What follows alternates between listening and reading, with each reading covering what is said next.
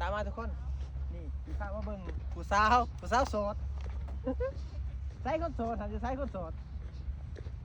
เอามาเก็บตัวพิตตี้ไปยังขนาดญาติแห้งแล้วป๊บกล่องใส่โสดวะนี่ใส่เดี๋ยวสู้ให้หนาเอาหนาเอาเลยที่อยากกินหนาเนาะบอกผู้บ่าวเขาอยากกินหนาได้นี่ผู้สาวโสดเด้อทุกคนเด้อเราเฮ็ดเรียกอยู่นี่เท่าไรหลายด้นหรอวะปีป่ายเหรอเงินได้ค่ะ เงินใช้มาแล้ว ผีแล้วซูงผีแล้วครับ ชุ่มเส้นผิด โอ้โยใช้มาแล้ว กินยาได้เนาะกินอยู่ใส่ กินยำบริษัท กินบริษัทเลี้ยงบ่โอ้หมูงอน้ำในคือไฟอย่างค่ะพี่วัด ห้องบริษัท พลังนะเราเฮ็ดเกี่ยวกับปลูกไม้จังซี่บ่ต้นหรอบ่ล่ะพี่ไป ป่ายเขาไม่ได้ ก็ไม่สำหรับปลูกมีแต่ปลูกไม้อย่างเดียวเป็นปีหรอบ่ครับโอเคอยู่เนาะเป็นตารางเลยจะมาแทรกขึ้นไปเด้อย่ำพรก็สิแดดได้หน่อยนึงแต่ย่ำนี่มักกระดาษได้แดดเนาะ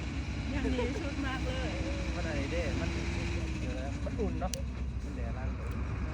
ฟ้าอะไรนี่ฟ้าก็มาซื้อเศร้าหน่อยบอกเขาจะตั้งหัวหน้าหัวท้องเลยดิ